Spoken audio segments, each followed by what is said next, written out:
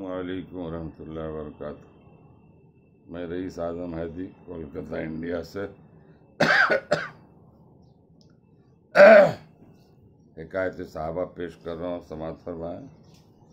غزوہ موتا کا قصہ۔ حضور اقدس صلی اللہ علیہ وسلم نے مختلف بادشاہوں کے پاس تبلیغی دعوت نامے ارسال فرمائے تھے۔ ان میں ایک خط حضرت حارث بن عمیر رضی اللہ تعالیٰ عنہ ازدی کے ہاتھ بصرہ کے بادشاہ کے پاس بھی بھیجا تھا۔ جب یہ موتا پہنچے تو شرجیل غسانی نے، جو قیصر کے حکام میں سے ایک شخص تھا، ان کو قتل کر دیا۔ قاصدوں کا قتل کسی کے نزدیک بھی پسندیدہ نہیں۔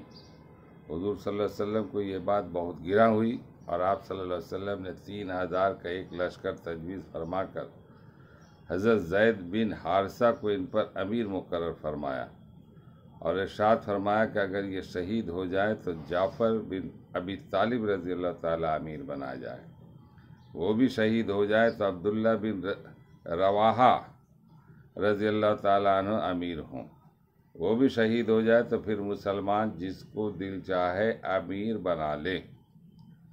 ایک یہودی اس گفتگو کو سن رہا تو اس نے کہا کہ یہ تینوں تو ضرور شہید ہوں گے۔ پہلے انبیاء کی اس قسم کا کلام کا یہی مطلب ہوتا ہے۔ حضور اقدس صلی اللہ علیہ وسلم نے ایک سفید جھنڈا بنا کر حضرت زید رضی اللہ تعالیٰ عنہ کے حوالے فرمایا اور خود ماں ایک جماعت کے ان حضرات کو رخصت فرمانے تشریف لے گئے۔ شہر کے باہر جب پہنچانے والے واپس آنے لگے تو ان مجاہدین کے لیے دعا کی کہ حق تعالیٰ شان تم کو سلامتی کے ساتھ، کامیابی کے ساتھ واپس لائے اور ہر قسم کی برائی سے محفوظ رکھے۔ حضرت عبداللہ بن رواحہ رضی اللہ تعالیٰ نے اس کے جواب میں 3 شعر پڑھے، جن کا مطلب یہ تھا کہ میں تو اپنے رب سے گناہوں کی مغفرت چاہتا ہوں اور یہ چاہتا ہوں کہ ایک ایسی تلوار ہو جس سے میرے خون کے فوارے چھوٹنے لگے، یا ایسا برچھا ہو جو آتما اور کلیجہ کو چیرتا ہوا نکل جائے، اور جب لوگ میری قبر پر گزرے تو یہ کہے کہ اللہ تجھ غازی کو رشید اور کامیاب کرے۔ واقع تو رشید اور کامیاب تھا۔ اس کے بعد یہ حضرت روانہ ہو گئے، یہ حضرات روانہ ہو گئے۔ شرجیل کو بھی ان کی روانگی کا علم ہوا، وہ 1,00,000 فوج کے ساتھ مقابلہ کے لیے تیار ہوا۔ یہ حضرات کچھ آگے چلو تو معلوم ہوا کہ خود ہرقل روم کا بادشاہ بھی 1,00,000 فوج ساتھ لیے ہوئے مقابلہ کے لیے آ رہا ہے۔ ان حضرات کی اس خبر سے تردد ہوا کہ اتنی بڑی جمعیت کا مقابلہ کیا جاوے یا حضور اقدس صلی اللہ علیہ وسلم کو اطلاع دی جائے۔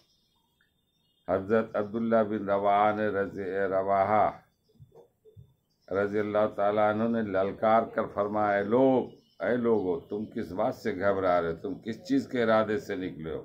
تمہارا مقصود شہید ہو جانا ہے۔ ہم لوگ کبھی بھی قوت اور آدمیوں کی کثرت کے زور پر نہیں لڑے، ہم صرف اس دین کی وجہ سے لڑے جس کی وجہ سے اللہ نے ہمیں اکرام نصیب فرمایا ہے۔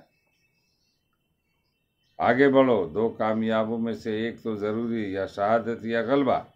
یہ سن کر مسلمانوں نے ہمت کی اور آگے بڑھ گئے، حتیٰ کہ موتا پر پہنچ کر لڑائی شروع ہو گئی۔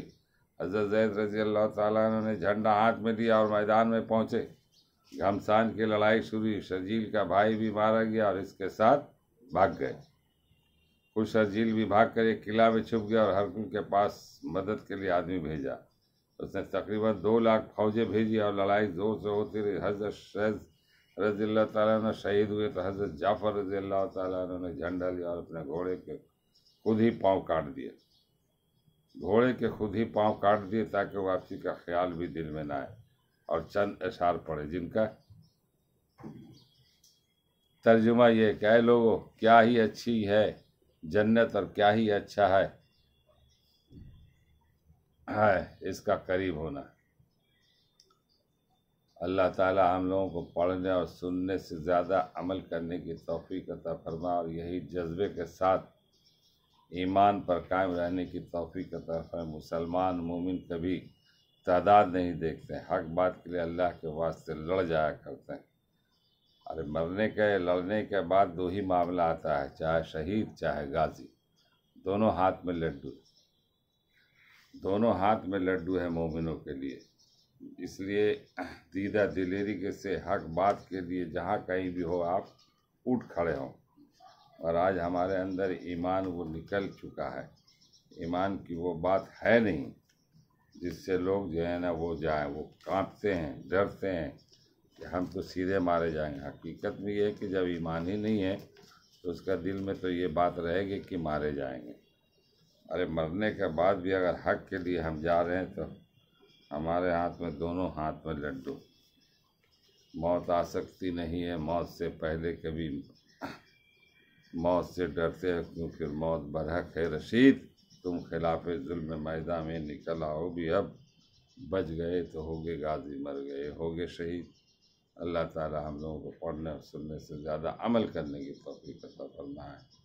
ہم گناہگار کے لیے بھی دعا کریں، ہم بھی آپ لوگوں کے لیے دعا کریں، آمین۔